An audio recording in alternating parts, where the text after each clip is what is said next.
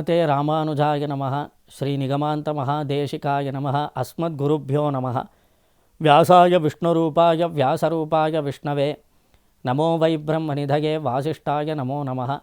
ಕೃಷ್ಣಾಯ ವಾಸುದೇವಾಯ ಹರಯೇ ಪರಮಾತ್ಮನೇ ಪ್ರಣತಕ್ಲೇಶನಾಶಾಯ ಗೋವಿಂದಾಯ ನಮೋ ನಮಃ. ಶ್ರೀ ಶಂಕರವಾಹಿನಿ ಮೂಲಕವಾಗಿ ಕಾರ್ಯಕ್ರಮವನ್ನು ವೀಕ್ಷಿಸುತ್ತಿರುವಂತಹ ಎಲ್ಲ ಭಕ್ತರಿಗೂ ನಮ್ಮ ಪ್ರಣಾಮಗಳು. ಸಹಸ್ರನಾಮದ ಸಹಸ್ರಫಲಗಳು ಎಂಬ ಈ ಕಾರ್ಯಕ್ರಮದಲ್ಲಿ ಶ್ರೀ ವಿಷ್ಣು ಸಹಸ್ರನಾಮಕ್ಕೆ ಸಂಬಂಧಿಸಿದ ಹಲವಾರು ಅರ್ಥ ಅನುಸಂಧಾನವನ್ನು ನಾವು ಮಾಡಿಕೊಂಡು ಬರುತ್ತಿದ್ದೇವೆ. ಶ್ರೀ ಪರಾಶರ ಭಟ್ಟರ ಭಗವದ್ಗುಣದರ್ಪಣ ಎಂಬ ವಿಷ್ಣು ಸಹಸ್ರನಾಮದ ಭಾಷ್ಯವನ್ನು ಆಧಾರವಾಗಿಟ್ಟುಕೊಂಡು ಪ್ರತಿಯೊಂದು ಶ್ರೀನಾಮಕ್ಕೂ ಅರ್ಥವೇನು ಎಂಬುದನ್ನು ನಾವು ತಿಳಿದುಕೊಂಡು ಬರುತ್ತಿದ್ದೇವೆ. ಶ್ರೀ ವಿಷ್ಣು ಸಹಸ್ರನಾಮದಲ್ಲಿ 57ನೇ ಶ್ರೀನಾಮವಾಗಿರುವಂತಹದ್ದು ಶಾಶ್ವತ ಎಂಬುದು.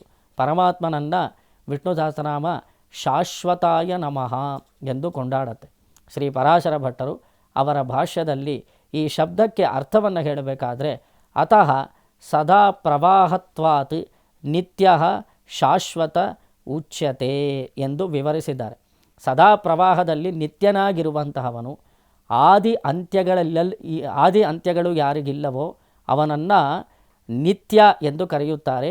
ಯಾರು ನಿತ್ಯನಾಗಿದ್ದಾನೋ ಅವನು ಶಾಶ್ವತನಾಗಿದ್ದಾನೆ ಎಂಬ ಅರ್ಥದಲ್ಲಿ ಪರಾಶರ ಭಟ್ರು ಇದನ್ನು ತೋರಿಸ್ತಾರೆ. ಇದು ಮತ್ತಷ್ಟು ನಮಗೆ ಅರ್ಥವಾಗಬೇಕು ಅಂದರೆ ಒಂದು ಕಥೆಯನ್ನು ನಾವು ಸ್ಮರಿಸಿಕೊಳ್ಳಬೇಕು. ಹಿಂದೆ ದೇವಾಸುರರು ಕ್ಷೀರಸಾಗರವನ್ನು ಮಥನ ಮಾಡ್ತಾರೆ.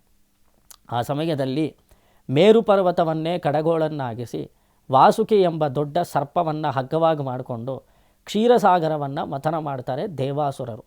ಆ ಸಮಯದಲ್ಲಿ ಎಷ್ಟೋ ವಿಧವಾದ ಪದಾರ್ಥಗಳು ಬರುತ್ತೆ. ಕಡೆಯಲ್ಲಿ ಮಹಾಲಕ್ಷ್ಮಿ ಆ ಕ್ಷೀರಸಾಗರದಿಂದ ಆವಿರ್ಭವಿಸ್ತಾಳೆ. ಅವಳಿಗೆ ಸ್ವಯಂವರ ಏರ್ಪಡುತ್ತೆ. ಸರ್ವಾಂಗ ಸುಂದರಿಯಾದ ಶ್ರೀ ಮಹಾಲಕ್ಷ್ಮಿಯನ್ನು ವಿವಾಹ ಮಾಡಿಕೊಳ್ಳೋದಕ್ಕೋಸ್ಕರ ಹಲವಾರು ದೇವತೆಗಳೆಲ್ಲ ಕಾಯ್ತಾ ಇರ್ತಾರೆ. ಎಲ್ಲ ದೇವತೆಗಳನ್ನು ಬಿಟ್ಟು ಪುರುಷೋತ್ತಮನಾದ ಶ್ರೀಯಪತಿಯಾದ ಶ್ರೀಮನ್ನಾರಾಯಣನನ್ನು ಆಯ್ಕೆ ಮಾಡಿದಂತಹ ಲಕ್ಷ್ಮೀದೇವಿ ನಾರಾಯಣನ ಕೊರಳಿಗೆ ಮಾಲೆಯನ್ನು ಸಮರ್ಪಿಸಿ ಅವನ ದಿವ್ಯವಾದ ವಕ್ಷಸ್ಥಳವನ್ನು ಹೋಗಿ ಸೇರಿಕೊಳ್ತಾಳೆ. ಇವತ್ತಿಗೂ ಪರಮಾತ್ಮನ ವಿಶಾಲವಾದ ವಕ್ಷಸ್ಥಳದಲ್ಲಿ ಲಕ್ಷ್ಮೀದೇವಿಯನ್ನು ನಾವು ದರ್ಶನ ಮಾಡಬಹುದು. ಪರಮಾತ್ಮ ಕೊರಳಿಗೆ ವನಮಾಲೆಯನ್ನು ಕೂಡ ಧರಿಸಿರ್ತಾನೆ ನೋಡಿ. ದಿವ್ಯವಾದ ವಕ್ಷಸ್ಥಳದಲ್ಲಿ ಲಕ್ಷ್ಮೀದೇವಿ ಕೂಡ ನೆಲೆಸಿರ್ತಾಳೆ. ಈ ವನಮಾಲೆ ಲಕ್ಷ್ಮೀದೇವಿಗೆ ಉಯ್ಯಾಲೆಯಂತಿದೆ ಎಂದು ಪೂರ್ವಾಚಾರ್ಯರೆಲ್ಲ ಕೊಂಡಾಡ್ತಾರೆ. ಆ ರೀತಿ ದಿವ್ಯವಾದ ಭಗವಂತನ ವಕ್ಷಸ್ಥಳವನ್ನು ಸೇರುತ್ತಾಳೆ ಕ್ಷೀರಸಾಗರ ಮಥನ ಕಾಲದಲ್ಲಿ ಮಹಾಲಕ್ಷ್ಮಿ. ನೋಡಿ, ಕ್ಷೀರಸಾಗರನೇ ಮಹಾಲಕ್ಷ್ಮಿಯ ತಂದೆಯ ಸ್ಥಾನದಲ್ಲಿದ್ದು ಪರಮಾತ್ಮನ ಮಾವನಾಗುತ್ತಾನೆ ಕ್ಷೀರಸಾಗರ ಮಹಾರಾಜ. ಈ ಸ್ವಯಂವರವನ್ನು ಅದ್ಭುತವಾದ ಈ ಒಂದು ಘಟನಾವಳಿಯನ್ನು ಕಣ್ತುಂಬಿಸ್ಕೊಳ್ತಾರೆ ಅಲ್ಲಿರುವಂತಹ ಮಹರ್ಷಿಗಳು. ಅವರೆಲ್ಲ ಕಂಡು ತುಂಬ ಸಂತೋಷಪಟ್ಟು ಆನಂದ ಪಡ್ತಾರೆ. ನೋಡಿ, ಅಲ್ಲಿದ್ದಂತಹ ಭೃಗು ಮಹರ್ಷಿ ಇತ್ಯಾದಿಗಳೆಲ್ಲ, ನಾರದರು, ಅಲ್ಲಿದ್ದಂತಹ ವಸಿಷ್ಠರು ಇತ್ಯಾದಿ ಮಹರ್ಷಿಗಳೆಲ್ಲ ನೋಡಿ ತುಂಬ ಸಂತೋಷಪಟ್ಟರು. ಆ ಸಮಯದಲ್ಲಿ ಭೃಗು ಮಹರ್ಷಿಗಳು ಈ ಒಂದು ಅದ್ಭುತವಾದ ಪ್ರಸಂಗವನ್ನು ಕಂಡು ಮನಸ್ಸಿನಲ್ಲಿ ಒಂದು ಸಂಕಲ್ಪ ಮಾಡ್ತಾರೆ.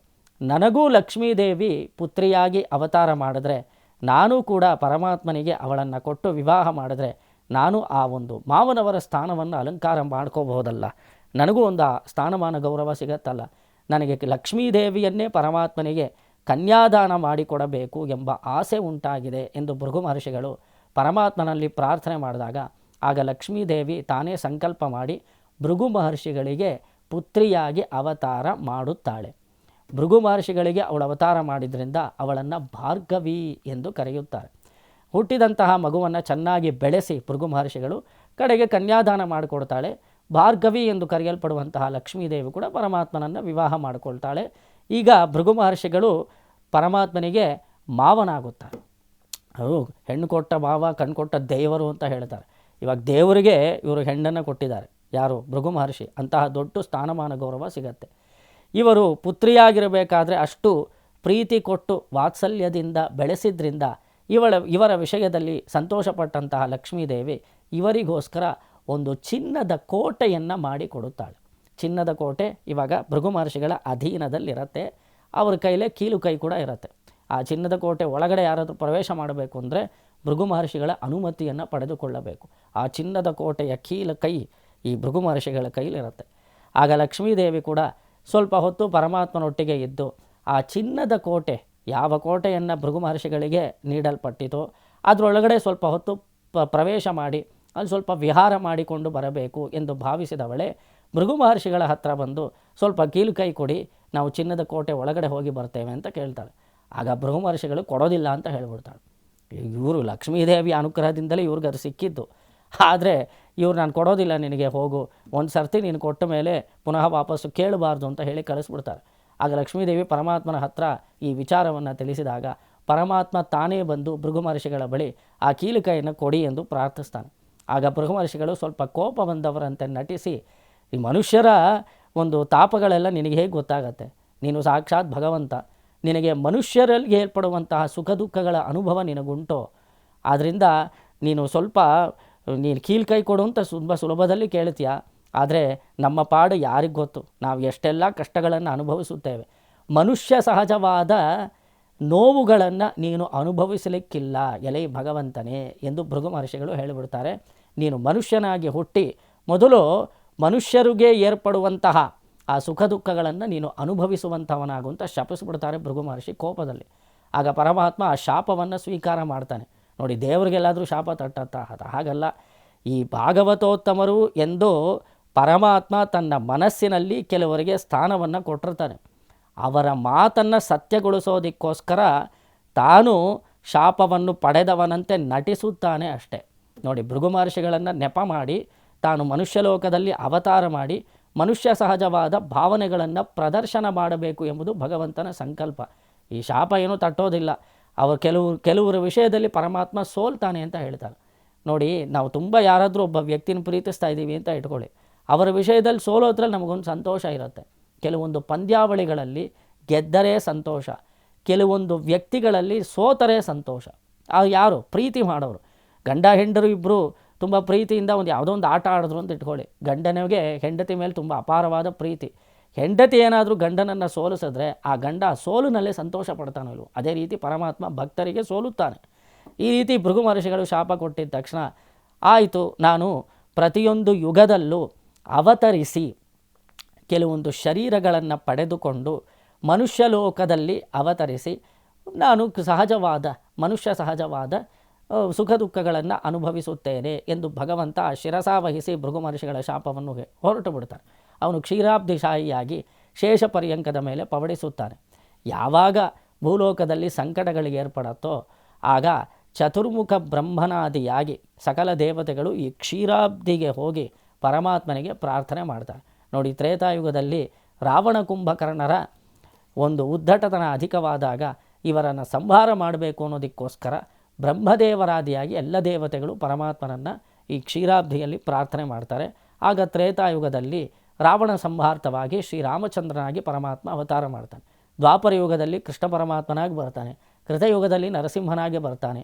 ಪ್ರತಿಯೊಂದು ಯುಗದಲ್ಲೂ ಒಂದೊಂದು ಅವತಾರ ವಿಶೇಷವನ್ನು ಪರಮಾತ್ಮ ತಾಳುತ್ತಾನೆ. ಒಂದೊಂದು ಶರೀರವನ್ನು ಧರಿಸಿ ಅವನು ಮತ್ಸ್ಯರೂಪಿಯಾಗಿ ಅವತರಿಸ್ಬೋದು, ಕೂರ್ಮರೂಪಿಯಾಗಿ, ವರಾಹಮೂರ್ತಿಯಾಗಿ ಭೂಲೋಕದಲ್ಲಿ ಅವತಾರ ಮಾಡಿ ಲೋಕಕಂಟಕರನ್ನೆಲ್ಲ ನಿರಸನ ಮಾಡಿ ಧರ್ಮ ಸಂಸ್ಥಾಪನಾ ಕಾರ್ಯದಲ್ಲಿ ತೊಡಗುತ್ತಾನೆ ಪರಮಾತ್ಮನು. ಆದ್ದರಿಂದ ಪ್ರತಿಯೊಂದು ಸಮಯದಲ್ಲೂ ತಾನು ಅವತಾರ ಮಾಡೋದ್ರಿಂದ ಅವನನ್ನು ವಿಷ್ಣು ಸಹಸ್ರನಾಮ ಶಾಶ್ವತಃ ಎಂಬ ಶಬ್ದದಿಂದ ಕೊಂಡಾಡುತ್ತದೆ. ಇಲ್ಲಿ ಭಾಷ್ಯದಲ್ಲಿ ನಾವು ಒಂದು ಸ್ವಾರಸ್ಯವನ್ನು ಗಮನಿಸಬೇಕು. ಸಾಮಾನ್ಯವಾಗಿ ಶಾಶ್ವತ ಅಂದರೆ ಏನರ್ಥ? ಸದಾಕಾಲ ಇರುವಂತಹ ವಸ್ತುವಿಗೆ ಶಾಶ್ವತ ಅಂತ ಕರೀತಾರೆ. ನಮ್ಮ ಪ್ರೀತಿ ಶಾಶ್ವತ, ನಮ್ಮ ಮಮತೆ ಶಾಶ್ವತ ಅಂದರೆ ಏನರ್ಥ? ಸದಾಕಾಲ ನಮ್ಮ ಪ್ರೀತಿ ಹೀಗೆ ಇರಲಿ, ಇದಿದ್ದರೆ ಅದು ಶಾಶ್ವತ ಅಂತ ಕರೆಯಲ್ಪಡುತ್ತದೆ. ನೋಡಿ, ಯಾವಾಗಲೂ ಶಾಶ್ವತನಾಗಿದ್ದಾನೆ ಅಂತ ಹೇಳಿದ್ರೆ ಸರ್ವಕಾಲಗಳಲ್ಲೂ ಒಂದು ಇರುವಂತಹ ವಸ್ತುವನ್ನು ಶಾಶ್ವತ ಅಂತ ಕರೆಯೋದು. ಆದರೆ ಇಲ್ಲಿ ಸದಾಕಾಲ ನೆಲೆಸಿರುವಂತಹ ಪರಮಾತ್ಮನನ್ನು ಶಾಶ್ವತ ಅಂತ ಕರೆದಿಲ್ಲ. ಭಾಷ್ಯದಲ್ಲಿ ಆ ಸ್ವಾರಸ್ಯವನ್ನು ಗಮನಿಸಬೇಕು. ಪರಾಶರ ಭಟ್ರು ಹೇಗೆ ಇದನ್ನು ತೋರಿಸ್ತಾರೆ ಅಂತ ಹೇಳಿದರೆ, ಈ ಶಾಶ್ವತ ಶಬ್ದ ಯಾವ ಸಂದರ್ಭದಲ್ಲಿ ಬಂದಿದೆ ಅನ್ನೋದು ತುಂಬ ಮುಖ್ಯ. ಈ ಹಿಂದೆ ಬಂದಂತಹ ಶಬ್ದಗಳೆಲ್ಲ ಅಗ್ರಾಹ್ಯ, ಧ್ರುವ ಎಂಬ ಶಬ್ದಕ್ಕೆಲ್ಲ ಅವರು ಅರ್ಥ ಹೇಳಬೇಕಾದ್ರೆ, ಧ್ರುವ ಅಂದರೆ ಸ್ಥಿರವಾಗಿರುವವನು ಅಂದರೆ ಏನರ್ಥ? ಅವತಾರ ಕಾಲದಲ್ಲೂ ಸ್ಥಿರವಾಗಿರುವವನು ಅಂತ ಅರ್ಥ. ಅವನು ಅರ್ಚಾಮೂರ್ತಿಯಾಗಿ ಅವತಾರ ಮಾಡಿದಾಗಲೂ, ಅವನು ವಿಭವ ದಶೆಯಲ್ಲಿ ಕೃಷ್ಣನಾಗಿ ಬಂದರು, ರಾಮನಾಗಿ ಬಂದರು, ನರಸಿಂಹನಾಗಿ ಬಂದರು, ಸ್ಥಿರವಾಗಿ ನಿಲ್ಲುವವನು. ಯಾವುದೇ ಶರೀರವನ್ನು ಧರಿಸಿದರೂ ಸಹ ಶರೀರಕ್ಕೆ ಏರ್ಪಡುವಂತಹ ದೋಷಗಳು ಅವನಿಗೆ ತಾಕದೆ ಅವನು ಸ್ಥಿರವಾಗಿರುತ್ತಾನೆ. ಆದ್ದರಿಂದ ಧ್ರುವ. ಅಗ್ರಾಹ್ಯ ಅಂದರೆ ಏನರ್ಥ? ಅವನು ಕಣ್ಮುಂದೆ ಕೃಷ್ಣನಾಗಿ ಅವತಾರ ಮಾಡಿದಾಗಲೂ ಸಹ ನೋಡಿ, ಕೃಷ್ಣನಾಗಿ ಬಂದರೂ ಸಹ ಕಣ್ವ ಮಹರ್ಷಿಗಳಿಗೆ ಗೊತ್ತಾಗಲಿಲ್ಲ. ಅಂದರೆ ಅವರು ಅಂದರೆ ತನ್ನ ಸ್ವರೂಪವನ್ನು ತಾನೇ ಪ್ರದರ್ಶನ ಮಾಡಿದ್ರೆ ಮಾತ್ರ, ಅವನು ತನ್ನ ಸ್ವರೂಪಕ್ಕೆ ಉಚಿತವಾದ ಜ್ಞಾನವನ್ನು ತಾನು ಕೊಟ್ಟಾಗ ಮಾತ್ರ ಅದರಿಂದ ನಾವು ಕೃಷ್ಣನನ್ನು ದರ್ಶನ ಮಾಡಬಹುದೇ ಹೊರತು ಕೃಷ್ಣನು ಅವತಾರ ಕಾಲದಲ್ಲೂ ಅವನು ಅಗ್ರಾಹ್ಯನು ಎಂದು ನಿರೂಪಣೆ ಮಾಡಬಲ್ಲ ಎಂಬುದನ್ನು ಕಳೆದ ಒಂದು ಶ್ರೀನಾಮದಲ್ಲಿ ನಾವು ನೋಡಿದೆವು. ಇಲ್ಲೂ ಕೂಡ ಶಾಶ್ವತ ಅನ್ನೋ ಶಬ್ದ ಅರ್ಥ ಹೇಳಬೇಕಾದ್ರೆ ಪರಮಾತ್ಮ ಯಾವಾಗಲೂ ಇರ್ತಾನೆ, ಆದ್ದರಿಂದ ಶಾಶ್ವತ ಅಂತ ಹೇಳಲಿಲ್ಲ. ಯಾವ ಕಾಲದಲ್ಲೂ ಅವತರಿಸುವಂತಹ ಪರಮಾತ್ಮನನ್ನು ಶಾಶ್ವತ ಎಂದು ಕರೆದಿದ್ದಾರೆ. ಇದು ನಾವು ಹೀಗೆ ಅರ್ಥ ಮಾಡ್ಕೋಬೋದು. ನೋಡಿ, ಸಂಪತ್ತನ್ನು ಕೂಡಿಟ್ಟುಕೊಳ್ಳುವವನು ಶ್ರೀಮಂತನಲ್ಲ, ಸಂಪತ್ತನ್ನು ದಾನ ಮಾಡುವವನೇ ನಿಜವಾದ ಶ್ರೀಮಂತನು ಎಂಬ ಅರ್ಥದಲ್ಲಿ. ಒಬ್ಬ ಇದ್ದಾನೆ ಅಂತ ಇಟ್ಕೊಳ್ಳಿ, ಒಬ್ಬ ಮಗ ಇದ್ದಾನೆ, ಅವನು ಇದ್ದುಬಿಟ್ರೆ ಮಾತ್ರ ಅದಕ್ಕೇನೋ ಪ್ರಯೋಜನ ಇದೆಯಾ? ತಂದೆ ತಾಯಂದ್ರನ್ನು ಸಾಕುವವನೇ ನಿಜವಾದ ಮಗ. ನೋಡಿ, ಸಂಪತ್ತನ್ನು ಬಡವರಿಗೆ ವಿನಿಯೋಗ ಮಾಡುವವನೇ ನಿಜವಾದ ಶ್ರೀಮಂತ. ಬರೀ ಹಣಕಾಸನ್ನು ಕಿಸೆಯಲ್ಲಿ ಇಟ್ಕೊಂಡು ಶ್ರೀಮಂತ ಆಗೋದಿಲ್ಲ, ಅವನು ಕೊಟ್ಟರೆ ತಾನೇ ಶ್ರೀಮಂತಿಗೆ, ಅದೇ ನಿಜವಾದ ಶ್ರೀಮಂತಿಗೆ. ಆ ರೀತಿ ಭಗವಂತ ಎಲ್ಲೋ ವೈಕುಂಠದಲ್ಲಿ ನೆಲೆಸಿರೋದ್ರಿಂದ ಶಾಶ್ವತ ಅಲ್ಲ, ಅವನು ಲೋಕಕ್ಷೇಮಾರ್ಥವಾಗಿ ಈ ಲೌಕಿಕ ಜೀವನದಲ್ಲಿ ಕಷ್ಟಪಡ್ತಾ ಇರುವಂತಹ ಭಕ್ತರನ್ನು ಉದ್ಧಾರ ಮಾಡೋದಕ್ಕೋಸ್ಕರ ಅವತಾರ ಮಾಡ್ತಾನೆ ನೋಡಿ, ಆದ್ದರಿಂದ ಅವನು ಶಾಶ್ವತ. ಅವನು ಆಗಾಗ್ಗೆ ಭೂಲೋಕದಲ್ಲಿ ಅವತರಿಸಿ ಎಲ್ಲ ಭಕ್ತರನ್ನು ಉದ್ಧಾರ ಮಾಡೋದ್ರಿಂದ ಅವನನ್ನು ಶಾಶ್ವತ. ಅಂದರೆ ಗುಣಗಳನ್ನು ಇಟ್ಕೊಳ್ಳೋವನು ಶಾಶ್ವತ ಅಲ್ಲ, ಗುಣವನ್ನು ಪ್ರದರ್ಶನ ಮಾಡುವವನೇ ಶಾಶ್ವತ ಎಂಬ ಅರ್ಥದಲ್ಲಿ ಈ ಒಂದು ಸಹಸ್ರನಾಮದಲ್ಲಿ ಬರುವಂತಹ ಈ ಶಾಶ್ವತ ಶಬ್ದಕ್ಕೆ ಅರ್ಥ ವಿವರಣೆಯನ್ನು ಕೊಡ್ತಾರೆ ಪರಾಶರ ಭಟ್ರು. ಅದು ಅದ್ಭುತವಾದ ವಿಷಯ ನೋಡಿ. ಸುಮ್ಮನೆ ಇರೋದು ಶಾಶ್ವತ ಅಲ್ಲ, ಕೊಡುವುದೇ ಶಾಶ್ವತ. ದುಡ್ಡಿರೋದು ಶ್ರೀಮಂತಿಕೆ ಅಲ್ಲ, ದುಡ್ಡನ್ನು ಕೊಡುವುದೇ ಶ್ರೀಮಂತಿಕೆ ಎಂಬ ಅರ್ಥದಲ್ಲಿ ಪರಮಾತ್ಮ ಇರೋದರಿಂದ ಶಾಶ್ವತ ಅಲ್ಲ, ಪರಮಾತ್ಮ ತನ್ನ ಇರುವಿಕೆಯನ್ನು ಪ್ರದರ್ಶನ ಮಾಡೋದರಿಂದ ಶಾಶ್ವತ. ಭಕ್ತರ ಕಣ್ಣಿಗೆ ಕಾಣಿಸುವುದರಿಂದ ಭಗವಂತನು ಶಾಶ್ವತನಾಗಿದ್ದಾನೆ ಎಂಬ ಅರ್ಥದಲ್ಲಿ ಪರಾಶರ ಭಟ್ರು ತೋರಿಸ್ತಾರೆ. ಶ್ರೀಮತೆ ರಾಮಾನುಜಾಯ ನಮಃ.